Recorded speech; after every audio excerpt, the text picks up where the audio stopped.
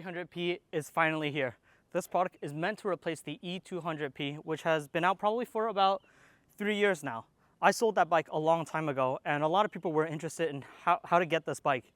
Now, the E300P is going to cost you about $4 grand, but this bike, unfortunately, is not available in the US. We're going to go over the specs. I'm going to tell you what I like about the bike and my experience on it and why I haven't purchased one. So let's go over the basic specs of the E300P. Starting off with the motor. Segway motor is a 10 kilowatt motor. It'll peak at actually 20 kilowatts. That'll take you a max speed of 140 kilometers an hour. Now, supporting this motor is also the X700 controller that is also used on the E200P MK2. But with a good controller and a good motor, you'll obviously need good batteries. Now, like a lot of the people who modded their E200P, you'll find your compartment here, which is good enough for a half shell, but also your third battery. Now, this battery isn't exactly the same as the E200. You'll find that each battery is 27 amp hours.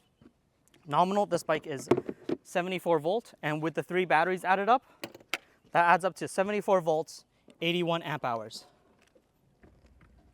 So you have an additional 2 batteries right here. I'm gonna pop that down. So just like the E200, the batteries are meant to be easily replaceable or removable. You also have great warranty with Segway. But given that it's 3 separate batteries, it does take up more space, and in the same capacity, you can actually add a lot more watt hours if you went with a third-party battery. So that's something that other people have done with their E300. On the E200P, the front suspension was something that a lot of people found they needed improvements on. With the new E300P, the diameter of the front fork is increased by 2 millimeters, as well as an additional 15 millimeters of suspension travel. On the front, you'll also find your normal ABS+TCS, as well as your J.Juan 4-piston hydraulic disc brake. Now, this brand is really popular in China, as I've been told, and they're actually bought out by Brembo. So you can expect very high quality braking power out of the E300. The rear suspensions have also been increased to an additional 10 millimeters of suspension travel.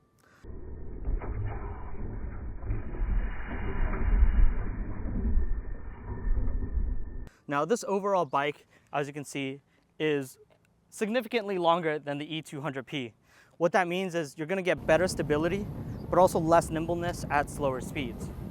But this is basically more placed under an electric moped rather than an electric bike that has a really souped up electric system. Segway-Ninebot has also paired the E300P with a really fast charger. This is a 1,700 watt charger, so with 3 batteries, you'll charge from 0% to 80% in just 3 hours. That's pretty impressive. Now, other features are this 7-inch TFT display, as well as a hidden speaker underneath, USB charge port, NFC keyless entry, and also a keyed entry, or if your electrical system goes bad. Another improvement on the E300 is the increased deck size, as well as this increased seat. Now, off of touch, this feels like an Alcantara texture, but it isn't. What you do get is a really cush seat. This is plenty enough space for carrying 2 people, given that you're not an overly big human being.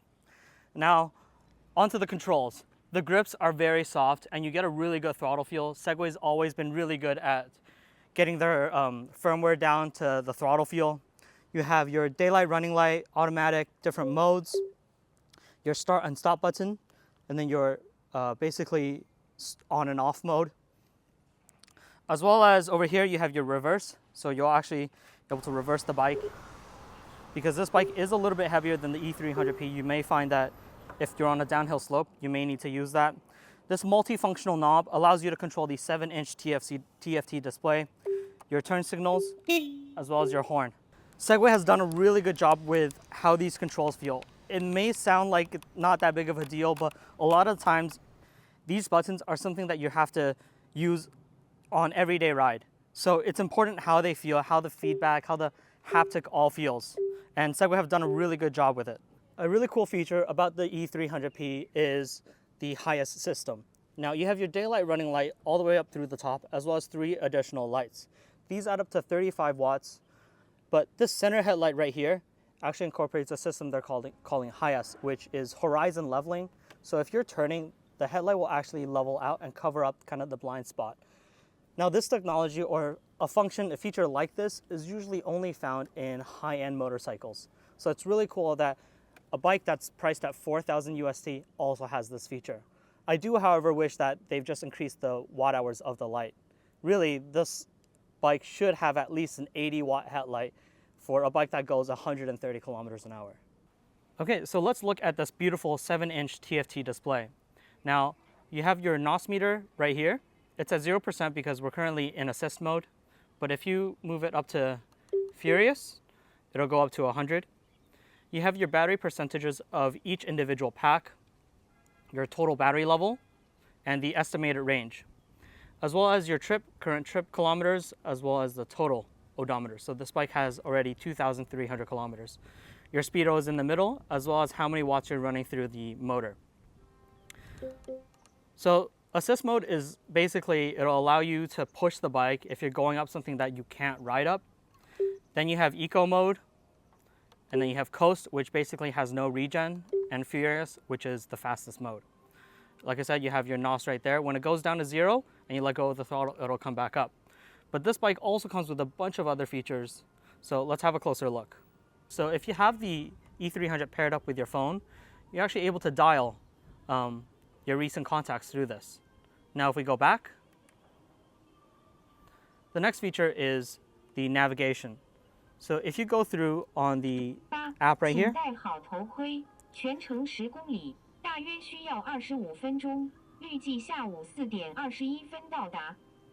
so as you can tell, this bike also comes with speakers, but you need to set up your navigation through the Segway-Ninebot app, and it'll give you turn-by-turn directions.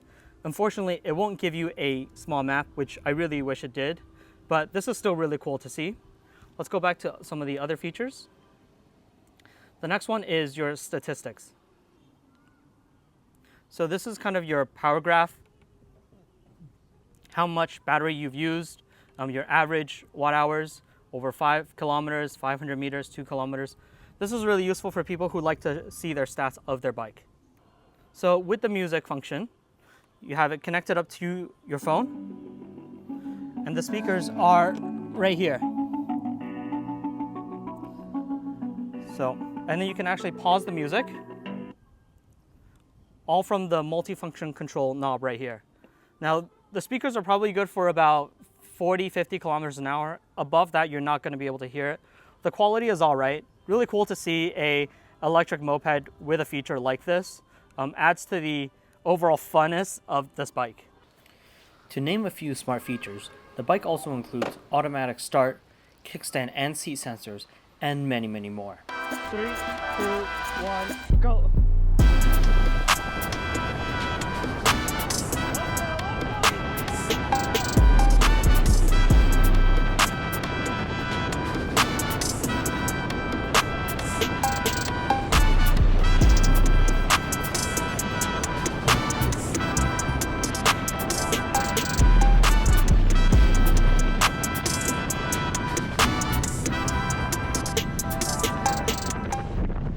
Now, even though I put a deposit down for the E300, I had a chance to actually test ride it for a couple of weeks, and after that, I decided to actually return my deposit.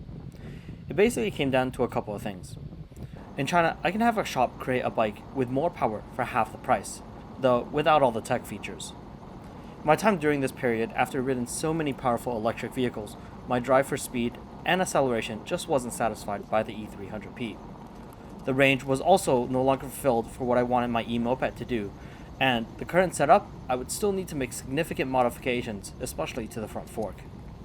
So I think the 300P at a price tag of 4,000 USD is a great electric moped. However, I think in the Chinese market, it misses its mark. The E200P was very popular because it was an electric bike with the performance of an electric motorcycle. Now this is an electric motorcycle with a bunch of cool little tech features for people who are into that, but it doesn't fully satisfy what people really want in an electric motorcycle. The overall control is still a little bit wobbly at the higher end of the speed, and it still loses out on all of its nimbleness that people really liked on the E200. With that being said though, this is still a worthy contender and one of the best electric mopeds you can buy out in the current market. Thanks for watching, and I'll catch you guys in the next review.